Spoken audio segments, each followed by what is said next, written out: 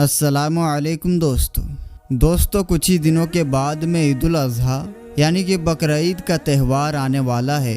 इसलिए तो सबसे पहले आप सभी इस्लामिक भाई बहनों को एडवांस में बकरीद 2023 की बहुत बहुत मुबारकबाद। अगर आपका दिल करे तो आप कमेंट बॉक्स में हमें एडवांस में मुबारकबाद लिख सकते हैं। दोस्तों आज की इस वीडियो में हम बात करने वाले हैं 5 ऐसे लोगों के बारे में जिन 5 लोगों के ऊपर कुर्बानी वाजिब नहीं है, यानी कि 5 लोगों को कुर्बानी माफ़ है। अगर ये 5 लोग बकरीद के मौके पर कुर्बानी नहीं करते हैं तो इनको कोई भी गुनाह नहीं होगा। और साथ में हम आपको ऐसे लोगों के बारे में भी बताने वाले हैं जिन पर कुर्बानी वाजिब होती है, यानी कि जिनके लिए कुर्बानी करना ज़रूरी होता है। अगर ऐसे लोग बकरीद के मौके पर कुर्बानी नहीं करते हैं तो वो सख्त गुनहगार होते हैं। इसलिए आज की ये वीडियो आप सभी इस्लामिक भाई बहनों के लिए बहुत ही ज़्यादा ख़ास है। आप इसको आखिर तक ज़रूर देखें और मेहरबानी करके इसे शेयर भी कर दें ताकि बकरीद से पहले ये वीडियो और भी मुसलमान के पास पहुंच जाए। तो चलिए दोस्तों आज की इस वीडियो को शुरू करते हैं। मेरे दोस्तों बकरीद का त्यौहार जिलहिज्जा की 10, 11 और 12 तारीख को मनाया जाता है। ईद उल फित्र के बाद में ये इस्लाम का दूसरा सबसे बड़ा त्यौहार है। इसको सुन्नत इब्राहिमी या ईद कुर्बान के नाम से भी जाना जाता है। जिस तरह से ईद उल फित्र रोज़े रखने की खुशी में मनाया जाता है, उसी तरह से ईद उल अज़हा हज पूरा होने की खुशी में मनाया जाता है। ईद उल अज़हा के दिन सभी मुसलमान भाई सबसे पहले ईदगाह में जाते हैं और ईद की खास नमाज पढ़ते हैं और उसके बाद में अपने अपने घरों में आकर अपने पाले हुए जानवरों की कुर्बानी करते हैं। याद रखें अल्लाह की रज़ा के लिए बकरीद के मौके पर कुर्बानी करना बहुत बड़े सवाब का काम है और बकरीद पर कुर्बानी करने वाले लोग बड़े खुशनसीब होते हैं। अल्लाह के प्यारे नबी हुजूर सल्लल्लाहु अलैहि वसल्लम ने इरशाद फरमाया कि बकरीद पर कुर्बानी करना हर उस मुसलमान मर्द और औरत पर वाजिब है जिन पर सदक़े फित्र वाजिब होता है, यानी कि ऐसे लोगों को बकरीद के मौके पर कुर्बानी करना ज़रूरी होता है। और अगर ऐसे लोग कुर्बानी नहीं करते हैं, यानी कि जिन लोगों पर कुर्बानी वाजिब है और अगर वो कुर्बानी नहीं करते हैं तो वह सख्त गुनहगार होंगे। ऐसे लोगों के बारे में आप सल्लल्लाहु अलैहि वसल्लम ने फरमाया कि जो शख्स कुर्बानी करने की हैसियत रखता हो और फिर भी अगर वो कुर्बानी नहीं करता है तो उसको चाहिए कि वो हमारी ईदगाह के करीब भी ना आए, यानी कि ऐसे शख्स के लिए आपने इतनी नाराज़गी जाहिर की है। तो मेरे दोस्तों 5 लोग ऐसे भी हैं जिन पर कुर्बानी करना वाजिब नहीं है। चाहे ये 5 लोग कितने ही मालदार क्यों ना हो, चाहे कितने ही पैसे वाले क्यों ना हो, इन लोगों को बकरीद के मौके पर कुर्बानी करना माफ़ है। अगर ये 5 लोग बकरीद के मौके पर कुर्बानी नहीं करते हैं तो इनको कोई भी गुनाह नहीं होगा। नंबर 1, जो सफ़र में हो। दोस्तों सबसे पहला शख्स वो है जो सफ़र में हो, यानी कि जो शख्स अपने घर से अपने वतन से 52.5 किलोमीटर दूर चला गया हो, ऐसे शख्स पर कुर्बानी वाजिब नहीं है। मतलब कि जो लोग सफ़र की हालत में हों ऐसे लोगों को कुर्बानी माफ़ है, चाहे ऐसे लोग कितने ही मालदार क्यों ना हो, चाहे ऐसे लोग के पास में कितने ही पैसे क्यों ना हो। मगर इसमें भी एक मसला है, अगर कोई शख्स अपने घर से 92.5 किलोमीटर दूर चला गया हो और अगर उसे वहां पर 15 दिन से कम ठहरना हो तो उस पर कुर्बानी वाजिब नहीं होगी। लेकिन अगर उसे वहां पर 15 दिन से ज़्यादा ठहरना हो तो फिर उस पर कुर्बानी वाजिब हो जाएगी।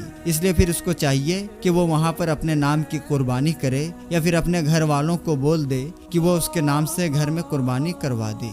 नंबर 2, काफिर पर। दोस्तों बकरीद पर कुर्बानी करना हर उस मुसलमान मर्द और औरत पर वाजिब है। इसका मतलब यह है कि कुर्बानी करना काफिर पर वाजिब नहीं है। काफिरों को कुर्बानी करना ज़रूरी नहीं है, यानी कि ऐसा शख्स जो मुसलमान नहीं है, जिसने कलमा नहीं पढ़ा है और इस्लाम में दाखिल नहीं हुआ है, ऐसे शख्स को कुर्बानी माफ़ है, यानी कि कुर्बानी सिर्फ और सिर्फ मुसलमान मर्द और औरत पर ही वाजिब है, काफिर पर नहीं। नंबर 3, बच्चे और मजनून पर। दोस्तों बकरीद पर कुर्बानी करना बच्चों और मजनून पर यानी कि पागलों पर वाजिब नहीं है, यानी कि बच्चों और मजनून को कुर्बानी करना माफ़ है। अगर ये लोग भी कुर्बानी नहीं करते हैं तो इनको भी कोई गुनाह नहीं होगा। नंबर 4, गुलाम पर। दोस्तों अल्लाह के प्यारे नबी हुजूर सल्लल्लाहु अलैहि वसल्लम ने फरमाया कि बकरीद पर कुर्बानी करना गुलाम पर भी वाजिब नहीं है, यानी कि जो लोग किसी के गुलाम हैं, किसी की गुलामी कर रहे हैं, تو ایسے لوگوں کو بھی قربانی کرنا معاف ہے۔ اگر ایسے لوگ بھی قربانی نہیں کرتے ہیں تو ان کو بھی کوئی گناہ نہیں ہوگا، لیکن اگر ایسے لوگ بقرعید پر جانور لا کر اس کی قربانی کر دیتے ہیں تو ایسے لوگوں کو اللہ تعالیٰ خوب اجر دے گا۔ نمبر 5، جو صاحب نصاب نہ ہو۔ دوستو، ایسے لوگوں کو بھی بقرعید پر قربانی معاف ہے، یعنی کہ ایسے لوگوں پر بھی قربانی واجب نہیں ہے جو صاحب نصاب نہ ہو، یعنی کہ جس کے پاس میں 7.5 تولہ سونا یا پھر 52.5 تولہ چاندی نہ ہو، یا جس کے پاس میں اتنے سونے اور چاندی کی قیمت کی رقم موجود نہ ہو، ایسے لوگوں پر بھی قربانی واجب نہیں ہے۔ اس کا مطلب یہ ہے کہ جس کے پاس میں رہنے کا مکان، کھانے پینے کا سامان، استعمال کے کپڑے اور روزانہ استعمال کی جانے والی دوسری چیزوں کے علاوہ 7.5 تولہ سونا یا 52.5 تولہ چاندی کی قیمت کے پیسے پاس میں نہ ہوں